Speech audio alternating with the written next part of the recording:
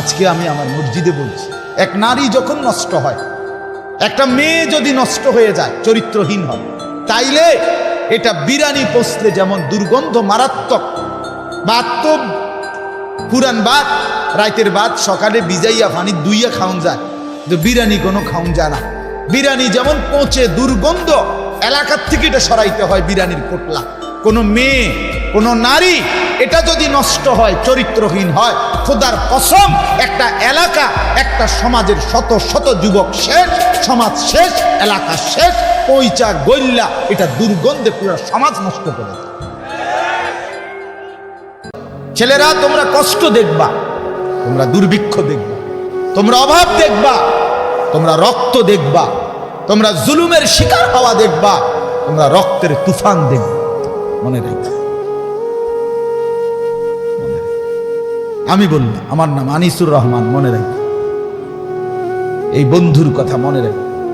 রাত নাই দিন নাই, সারা দিন সারা রাত দুই আঙ্গুলে শুধু মোবাইল দেখতে মন চায়, তুমি দেখো এই চোখ কি দেখবে।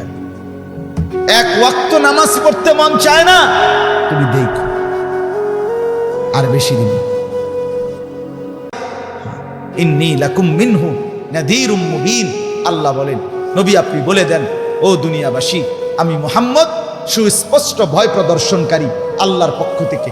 আমি রাসূল, আমি তোমাদেরকে আল্লাহর ভয় দেখাচ্ছি, কবরের ভয় দেখাচ্ছি, জাহান্নামের ভয় দেখাচ্ছি, হাসরের ময়দানের ভয় দেখাচ্ছি। সর্বশেষ আবার বলছে, ওয়ালা তাজআলু মাআল্লাহি ইলাহান আখার। নবী এটাও বলে দেন যে ও দুনিয়ার মানুষ, জীবনের কোনো কিছুতে তোমরা আল্লাহকে বাদ দিয়ে আল্লাহর সাথে আর কাউকে ডেকো না, আর কাউকে রেখো না, শিরিক করো না, আল্লাহর ছাড়া কারো কাছে কিছু বলো না, কারো কাছে কিছু চেয়েও না। সুখ কিংবা দুঃখ, আনন্দ কিংবা বেদনা, স্বস্তি কিংবা অস্বস্তি, রোগ কিংবা সুস্থতা, সব কিছু আল্লাহর কাছে। চাইতে হলে আল্লাহর কাছে, বলতে হলে আল্লাহর কাছে, নিতে হলে আল্লাহর কাছে। এই বেনামাজি সন্তান, আল্লাহর জমিন ছেড়ে দেবে ঈমান। নাফরমান তোরা যারা নামাজ পড়স না,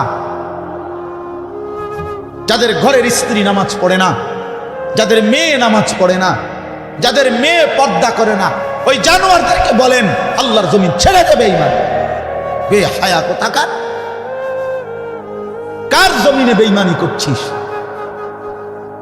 যে আল্লাহর দেওয়া জমিন, যে আল্লাহর দেওয়া আসমান, তাকে একটা সেজদা করতে মন চায় না, তোকে মানুষ বলে কেনা?